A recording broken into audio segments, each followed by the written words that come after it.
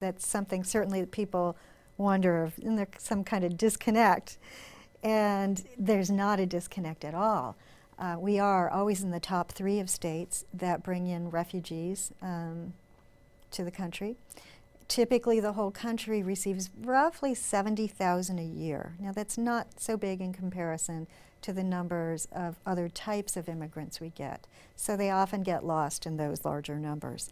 But the differences between refugees and many other immigrants are significant in terms of the trauma that they're still trying to process, things that might set them off and frighten them that would not typically upset another child, like fire drill. And so our teachers need to be very aware of refugees, who they are, what they have come through, in order to be supporting. They, when I was in Atlanta working on my doctorate, it was not that far after 9/11, and the immigrant kids, particularly ones who were Muslim or who other children thought were Muslim, were just, you know, I don't want to say tortured, but they were called names constantly.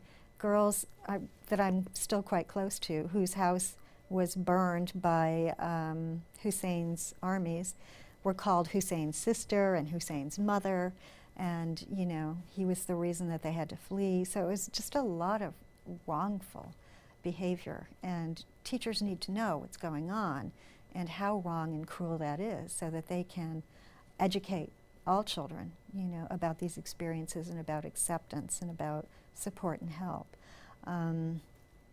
You know, we do primarily get, I think, immigrants from Haiti, Colombia, Cuba, in this particular area, but we also have many refugees, and they're coming in now from Burma, from Iraq, from Africa, and Bosnia, and other such countries.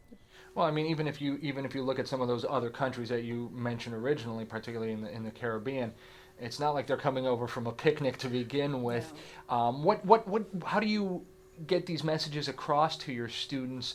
And what is the, if there's like one underlying message that you want, you know, future teachers to know about dealing with these kids, since we are a melting pot? Mm-hmm. I like to bring them through some experiences, either through photographs, stories the children have written, narratives that have been published, about just what kind of trauma they have had to endure, and fear for their lives, months and months of fear for their lives, and fear for other family members who they would be threatened would be tortured and killed if this abducted child didn't do what the rebel wanted them to do, so that they can come to a place of empathy and support.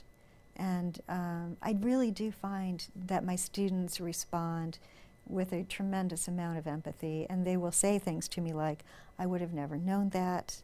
Thank you for, you know, informing me about this. I will be more careful when I'm doing my teaching." And so that's very rewarding for me, because I have seen and heard experiences about refugee children being treated in ways that brought them back to real great pain by teachers who didn't intentionally do that, but didn't have the knowledge